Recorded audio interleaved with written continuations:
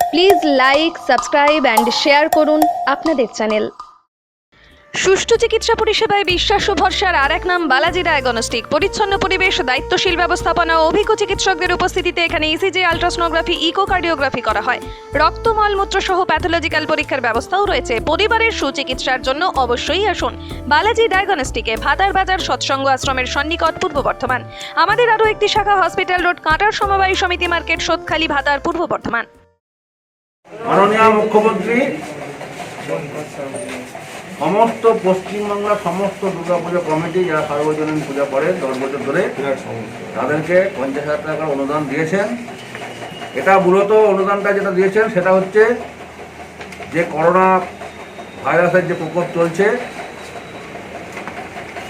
সেই ব্যাপার সময় পুজোর সময় আপনারা এই 4টে দিন 5টা দিন কোভিডকে মাথায় রেখে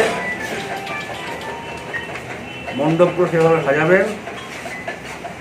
যে সমস্ত লোকগুলো মণ্ডপে ঠাকুর দেখতে আসবে তাদেরকে যদি মাস্ক না থাকে মাস্ক সরবরাহ করবেন এবং সাফিসিয়েন্ট স্যানিটাইজার রাখবেন, তাদের হাতে দেবেন। মণ্ডপ পরিষ্কার রাখবেন সবসময়ের জন্যে, ঠিক আছে?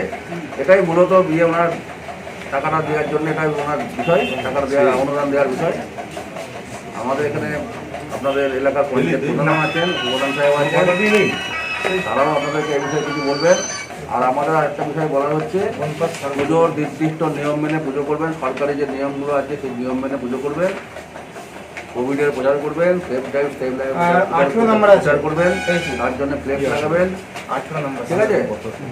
আর টাকাটা সঠিকভাবে, অনুদানটা সঠিকভাবে খরচ করবো।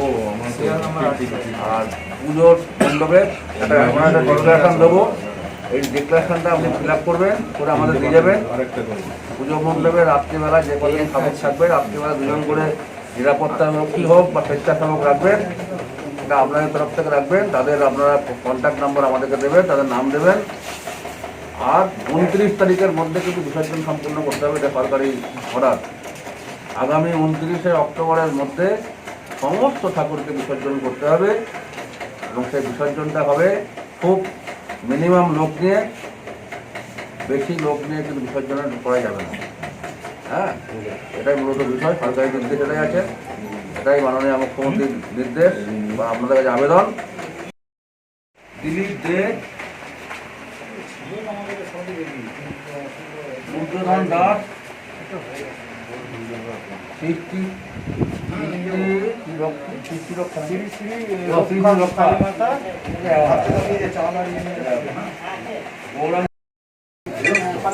সেগুলো নিয়ম মেনে উনি যে নির্দেশ দিয়েছেন, ওসি স্যার আমাদের যা বললেন সেই নিয়ম মেনে বলবেন।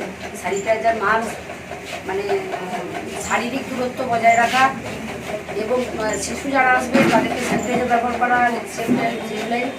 আর হচ্ছে আপনার কন্যাশ্রী একটা করে ব্যানার, কোভিডের ব্যানার, এগুলো করবেন আপনারা। আর এগুলো এগুলো ওসি স্যার বললো। আর 4-5টা খোলা রাখবেন, ঘেরা দেবেন না। যেগুলো আমাদের মানে মঞ্চের উপর যেগুলো হবে সেটা তো ঠিক আছে, আর যেগুলো মণ্ডপ করে হবে 4-5টা খোলা রাখবেন, মাথায় একটা করে খালি ছাড়বেন। কোথায় এসছেন এখন? এখন ভাতার থানায় এসেছি। কি করছি? আজকে দুর্গাপুজো অনুদান মুখ্যমন্ত্রীর তরফ থেকে দেওয়া হয়েছে 50,000 টাকা। কত টাকা পেয়েছেন? 50,000। কোন ক্লাব আপনাদের? কোন পাস আদর্শ ব্যাপার। মানে এই পরিস্থিতি আপনি কি চাঁদা তুলছিলেন এখন এলাকায়? না, আমরা কোনো চাঁদা না, আমরা নিজেরা পকেট থেকে পয়সা দিয়ে দিই। সদস্যরা করছিলেন, তাহলে এটা পেয়ে কতখানি উপকার হলো? অনেকখানি উপকার হলো। এবারে এমনিতেই করোনা পরিস্থিতিতে সরকার যে চাঁদা সেভাবে নেওয়া যাচ্ছে না। হ্যাঁ, এটাতে আমরা খুব সরকারি নিয়ম কি বলছে? সরকারি নিয়ম সামাজিক দূরত্ব বজায় রেখে স্যানিটাইজার ব্যবহার করে এবং যাদের মাস্ক থাকে না তাদেরকে মাস্ক সাপ্লাই করে, হ্যাঁ, আমরা সেই সরকারি গাইডলাইন মেনে পুজো করব। সরকার যে এই উদ্যোগে যে টাকা দিয়ে দান করছে, এটা কতখানি মানুষের উপকার? সাধুবাদ জানাচ্ছি সরকারের এই পরিস্থিতিতে।